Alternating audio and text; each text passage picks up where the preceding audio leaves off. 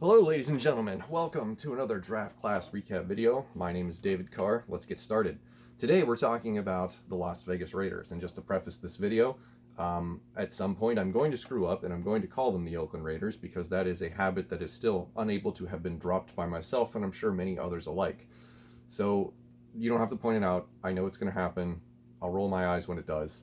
But so far it's been difficult for me not to slip and call them the Oakland Raiders. So moving on, we're going to be talking about the Las Vegas Raiders draft of the 2020 year. And, sort of to just give a little bit of a background on what's been going on with the Raiders last few years. We've had the big move to the new city. We've had John Gruden come in. We've had the Khalil Mack trade. We've had Mike Mayock take over as GM. For the longest that I can remember, even before these last few years, the Raiders have been pretty easy to pick at and make fun of when it comes to the NFL draft because they're obsessed with two things.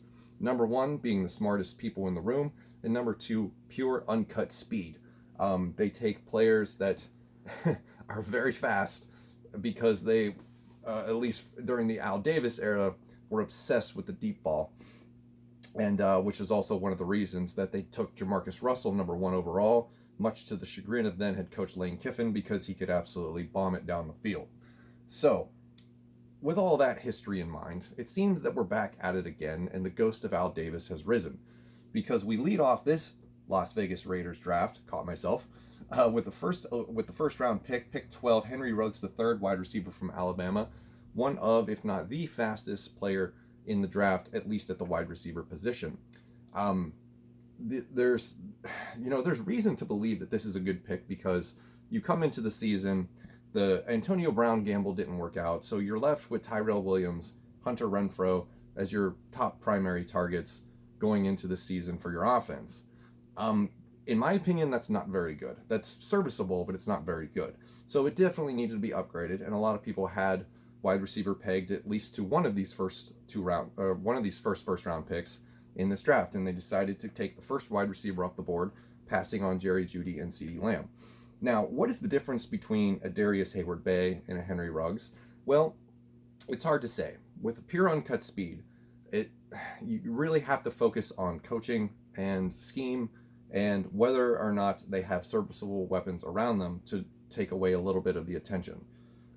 So I think Henry Ruggs can absolutely be productive in this offense because it's shaping up to be something a little bit more dynamic than we're used to seeing out of Raiders Nation, and we'll talk about that as we continue through this draft haul.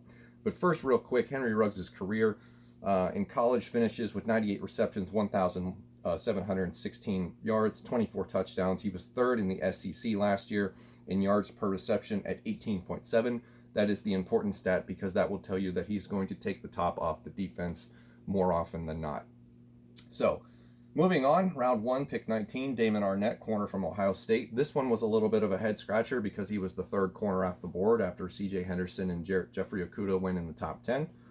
You still had Jeff Gladney on the board. You still had a number of other prospects at corner. Jalen Johnson, A.J. Terrell. No, A.J. Terrell came off at the Falcons pick, so I stand corrected on myself. He's the fourth corner off the board.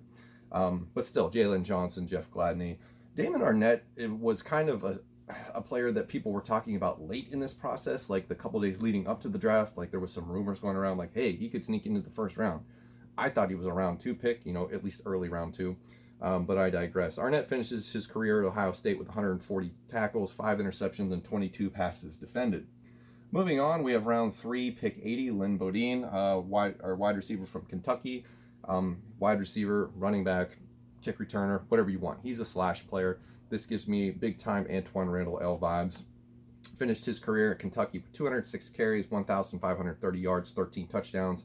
And on top of that, 114 receptions for 1,303 yards and 6 scores. He's a kick return specialist, 71 returns, 1,628 yards, 9 touchdowns. 2019 consensus All-American, first in the SEC in rushing yards last season with 1,468, and first in the NCAA in yards per attempt last year was 7.9. Rushing yards per attempt last year was 7.9. So a very, very effective do-it-all type of gadget player. And to get somebody like this with the 80th pick in the third round is pretty exciting. This is a player that I was looking at to be the next Antoine Randall L. Because from what I've heard, he can also throw the ball back to his high school days. So dynamic playmaker, very interesting tool for the offense this year going in, seeing as how they're going to use them remains to be seen. One pick later, we have Bryan Edwards, wide receiver from South Carolina. During his career, 234 receptions, 3,045 yards, 22 touchdowns, finishes third in career SEC receptions with 234. And his yards are good enough for fourth career SEC totals in receiving yards at 3,045. Very productive wide receiver from South Carolina. And that is honestly something that they needed. Somebody who can come in who is battle tested to take over the third or fourth slot behind the now trio of Ruggs, Williams, and Renfro. So David Carr definitely has plenty of options this year. And we're not even done yet. So a few picks later, round 3, pick 100, Tanner Muse, safety from Clemson. Really intrigued by this guy. 191 tackles, 3.5 sacks, 7 interceptions, and 14 passes defended during his time at Clemson. Finished last year second in the ACC with 4 interceptions. Box safety. He's going to be playing up on the line a lot. Very good at covering the slot. Excited to see how they use him at the next level. Then we move on, their last 2 picks of the draft, both in round 4. Pick 109, John Simpson, guard from Clemson. If you're going to get a guard at this spot, not a bad idea to get somebody who has playoff, championship, big bowl game experience, somebody who's battle tested. And their last pick, 139 in round 4, Amica Robertson, corner from Louisiana Tech. I'm jealous of this one, super jealous of this one. The number of times the Vikings passed on Amica Robertson in this draft really bummed me out because he got a really high grade from PFF when it comes to coverage. And he's one of the better cover corners that you can get at a discount in this draft. Finished his career 184 tackles, 14 interceptions, 34 passes defended. And he had 23 tackles for loss and 4 sacks. I don't know why I stumbled over that. So he's absolutely somebody who can blitz, get in the backfield, and be a disruptor. He was first in the NCAA in passes defended with 16 last year. So that tells you a little bit of the quality of production that you're going to get. Now, I know he played at Louisiana Tech, and I know there's going to be, discrepancies about whether or not he's going to be able to do this against, increased, what's the phrase or word I'm looking for? Competition, increased competition, if you will. And I think he can. I think he's got the potential to do that. So that is the 2020 NFL Draft for the Las Vegas Raiders. Very excited about this group. There's questions around between, with their first 2 picks, Henry Ruggs. One of the criticisms I've heard was, why was he not only able to break out, this year, buried on the depth chart behind guys like Jerry Jeudy and the 2 players who are probably going to be first-round picks next year.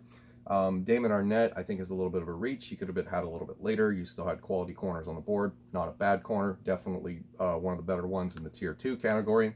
But maybe at 19, a little bit of a reach.